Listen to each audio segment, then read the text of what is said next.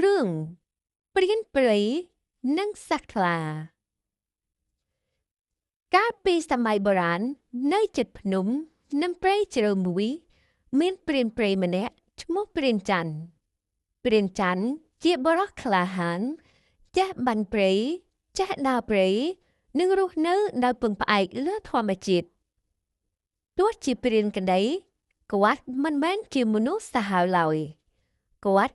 មិនដែលសម្លាប់សត្វលោះតម្រូវការទេហើយគោរពច្បាប់ព្រៃជានិច្ចថ្ងៃមួយព្រានច័ន្ទចូលព្រៃជ្រៅជាងមុនដើម្បីរកអាហារសម្រាប់គ្រួសារព្រៃនោះស្ងាត់ខ្លាំងសូម្បីសត្វស្លាបក៏មិនហើរឆ្លងផងស្រាប់តែគាត់ឮសំឡេងក្រហមធំមួយពីក្រោយព្រៃឈើជាសំឡេងសត្វខ្លាធំដែលគេភ័យខ្លាចគ្រប់គ្នាព្រានច័ន្ទលាក់ខ្លួនក្រោយដើមឈើយកធ្នូត្រៀមខ្លួនប៉ុន្តែពេលគាត់មើលឃើញសត្វខ្លាវាមិនកំពុងវាយប្រហារឡើយទាំងរាងកាយវាធំមែនតែវាដើរយឺតហាក់ដូចជាឈឺចាប់ព្រានច័ន្ទសង្កេតឃើញថាជើងខ្លារងរបួសធ្ងន់ដោយមានដែកអន្ទាក់ចាក់ជាប់សត្វខ្លាក្រហមប៉ុន្តែក៏ឈឺចាប់និងអស់កម្លាំងវានិយាយដោយសំឡេងទាបដូចមនុស្សថាមនុស្សអើយបើអ្នកជួយខ្ញុំនឹងមិនប៉ះពាល់អ្នកឡើយព្រានច័ន្ទភ័យខ្លាចប៉ុន្តែចិត្តមេត្តារបស់គាត់ឈ្នះការភ័យគាត់គិតថាសត្វក៏មានជីវិតដូចមនុស្សដែរដូច្នេះគាត់យកកាំបិតយ៉ាងប្រុងប្រយ័ត្នដោះអន្ទាក់ចេញពីជើងសត្វខ្លាហើយយកស្មៅឱសថមកបិទរបួសសត្វខ្លារងការឈឺចាប់ខ្លាំងប៉ុន្តែវាអត់ធ្មត់បន្ទាប់ពីបានជាសះស្បើយបន្តិចវាមកព្រានច័ន្ទដោយភ្នែកពោពេញទៅដោយការដឹងគុណហើយនិយាយថាអ្នកបានសង្គ្រោះជីវិតខ្ញុំចាប់ពីថ្ងៃនេះទៅអ្នកគឺជាមិត្តរបស់ខ្ញុំពីថ្ងៃនោះមកព្រានច័ន្ទនិងសត្វខ្លាបានក្លាយជាមិត្តចម្លែកមួយពេលព្រានច័ន្ទចូលព្រៃ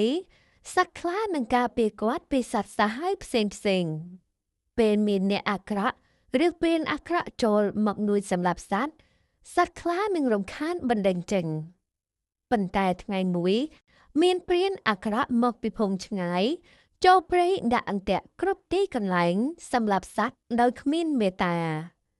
សត្វខ្លាជាច្រើនរងរបួសព្រៃខ្លាចជាកន្លែងពោពេញដោយឈាមនិងការភ័យខ្លាចព្រានច័ន្ទឃើញដូច្នោះក៏ខឹងខ្លាំងណាស់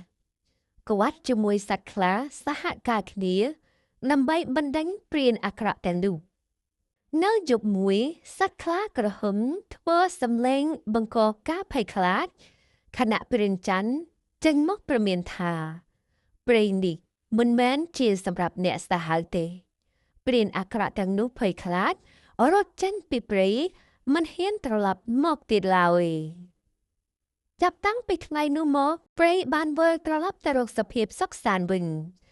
សត្វរស់នៅប្រកបដោយសុវត្ថិភាពមនុស្សចូលព្រៃដោយការគោរពធម្មជាតិព្រានច័ន្ទបន្តជីវិតរបស់គាត់ដោយមិនសម្លាប់សត្វដោយអំពើអាក្រក់ទៀតចុងក្រោយសត្វខ្លាបាននិយាយថាមនុស្សនិងសត្វអាចរស់នៅជាមួយគ្នាបានប្រសិនបើមានមេត្តានិងការគោរពតម្លៃអប់រំនៃរឿងនីតិនេះគឺមេត្តានិងការគោរពធម្មជាតិនាំឲ្យមានសុខសាន្តអំពើល្អសូម្បីចំពោះសត្វក៏នាំមកនូវផលល្អដែរ